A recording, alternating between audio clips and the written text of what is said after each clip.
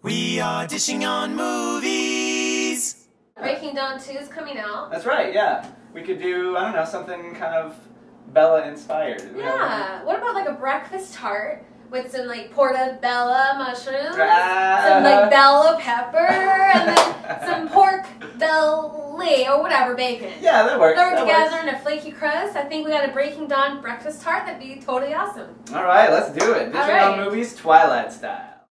For this breakfast tart full of bellas, here are the ingredients: flour, sugar, salt, unsalted butter, ice cold water, bacon, eggs, whole milk, cornstarch, Dijon mustard, hot sauce, black pepper, salt, yellow onion, PortaBELLA mushrooms, red bell pepper, sharp cheddar cheese, sour cream, and salsa. So the first thing we're going to do, we're going to make our pâte brisée, which is essentially French all butter crust. Damn.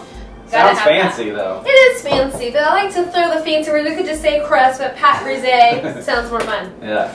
You know, I never understood people who were Team Jacob. They always say, Team Jacob, Team Edward. I'm totally Team Edward. Oh.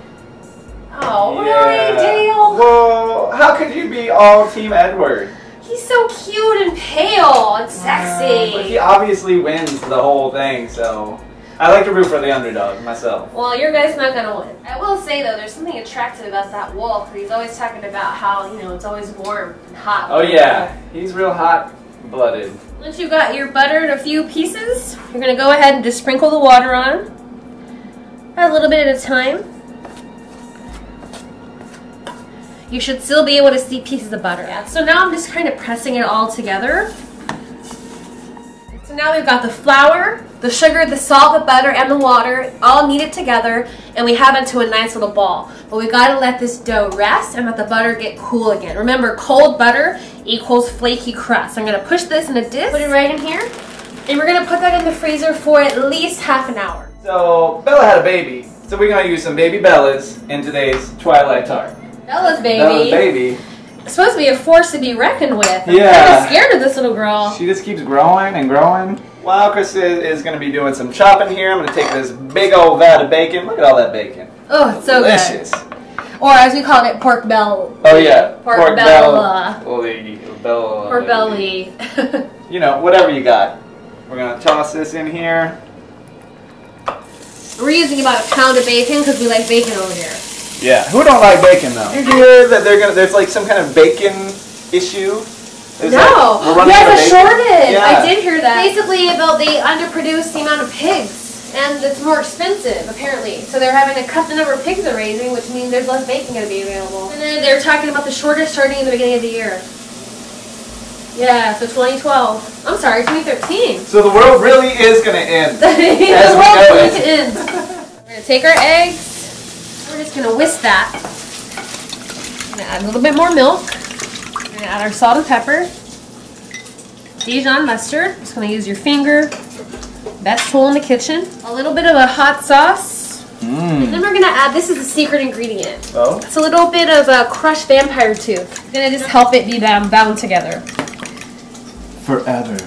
Essentially what we just made is a custard. So the cornstarch really helps to keep that thickened ingredient together. We're going to put freshly grated nutmeg. I've never seen it fresh before. It's literally, it's like a hard nut.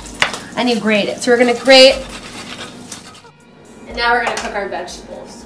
We're going to add 2 tablespoons about of fat. An onion, red pepper, and our bella mushroom. It's going to be one Twilight-y breakfast.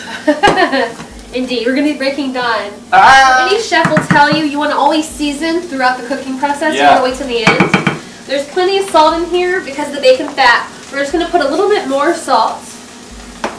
About 2 pinches. Now if you're somebody who doesn't like a lot of vegetables, you could just do this same breakfast tart with just bacon and cheese. You can really customize it however you want. If you want to have healthy vampire babies though, you'll eat your veggies. You will eat your veggies. And your humans, I guess. We have our egg custard started. We've got our bacon and then our sauteed vegetables. And then I just do a circle on parchment paper around my pie pan. And that way I know how wide I have to roll my dough out to. It's a really good trick. Yeah, that's smart. Do it On this side, so we don't get any marker in our dough. I have done that before, actually. Just gonna put a little bit of flour on the bottom here, and then flour on both sides of the disc.